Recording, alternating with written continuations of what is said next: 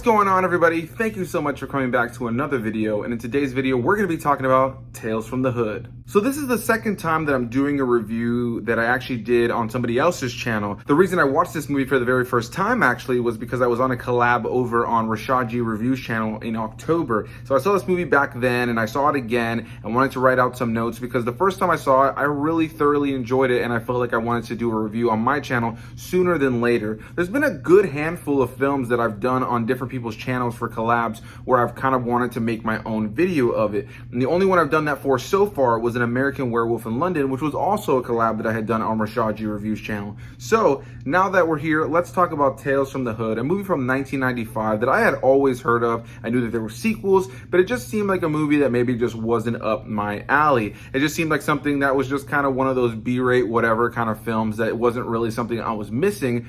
But I am so glad that Rashad had me check this movie out. It came out in 1995 and it's similar to a film like Trick or Treat. Is an anthology film where you have stories being told throughout the course of the film that kind of all tie together at the very end. And what I thoroughly enjoyed about this movie is if you just looked at the poster, if you just told somebody that premise and you saw the title called Tales from the Hood, you may think that this is a movie that's just kind of gonna be a very specific kind of movie. Maybe it's gonna be a little bit stereotypical, but what I really thoroughly enjoyed about this movie is that beyond it being this silly, over-the-top anthology film that definitely dips its toes in the Halloween spirit, it does an amazing job of having a great balance of comedy as well as really leaning in heavily to some serious topics. Over the course of the film, we are getting to learn these different stories, like I mentioned, and all of them do really touch on some serious things that happened or have happened in the Black community, things that the Black culture has had to deal with. The first story in this movie is actually about police brutality. And like I said, this is the first time I've ever seen this movie. So to, see this movie in 2020 with everything that's happened this year, even though police brutality has obviously been a thing for as long as police have been around, yeah, without a doubt, this movie definitely leaned into that pretty heavy and told a really real story. Sure, there are Halloween elements, there are ghouls and goblins and demons and monsters and, dolls that come to life in this movie. There's elements about this that definitely lean into the horror Halloween side of things. But what I really enjoyed about this film is that they did not shy away from these very serious topics and telling the stories in very serious ways. When I looked the film up before watching it, I saw that it said horror comedy. And I think that that kind of downplays the serious elements of this film. Though I do want to really emphasize on the fact that they do a great job of balancing it being this comedic light film that has its sense of levity while also touching on some serious topics. I think this movie did a great job of touching on things like slavery as well as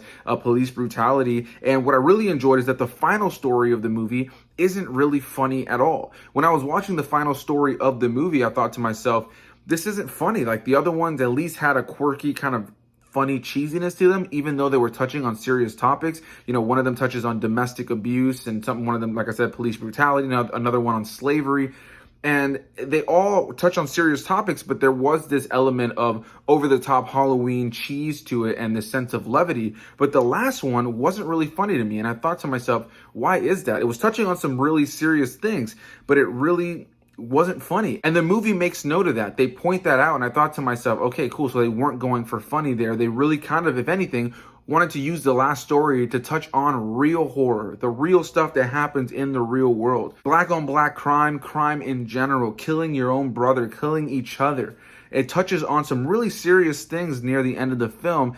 And, it wraps up in a very over-the-top Halloween way. And I don't want to spoil this movie for anybody who hasn't seen it. I've been talking spoilers on this channel a lot more as time has gone on. If you guys are interested in going to Rusty Review's channel and checking out the collab we did, there's a little bit more spoiler talk over there. But yeah, if you've never seen this movie before and you're into films like Trick or Treat, if you're into Black films in general, I highly recommend this movie because I think it transcends being just a horror comedy. I think it transcends just being a film about the Black culture. I think it's a movie that does a great job of touching on those subjects that are really serious while also having fun with it. This movie is entertaining, highly entertaining. I was thoroughly into what was happening just on a fun movie level, while also being able to recognize that, man, this is really handling these topics very, very well. So yeah, this is going to be a quick, short and sweet review. I thoroughly enjoy this film. I think visually it's really cool. There's some elements and some of the special effects that are a little dated, but a lot of the practical effects in this film are really solid. The film on an overall looks and feels awesome. I found it to be a really cool, unique film. I have not seen the second or third film that I know exists, but I think that this movie in and of itself is a solid horror comedy that touches on some serious things that have happened and are continuing to happen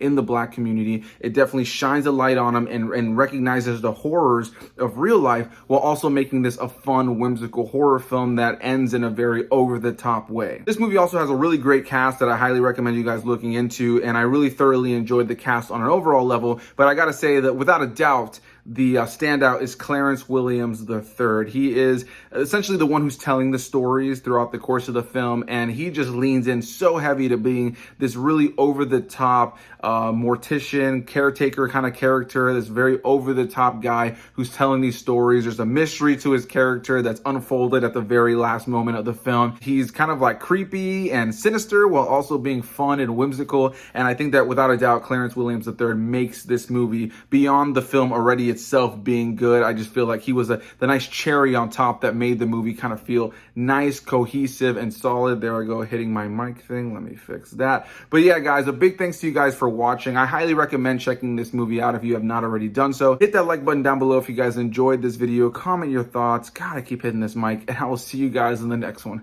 Bye-bye.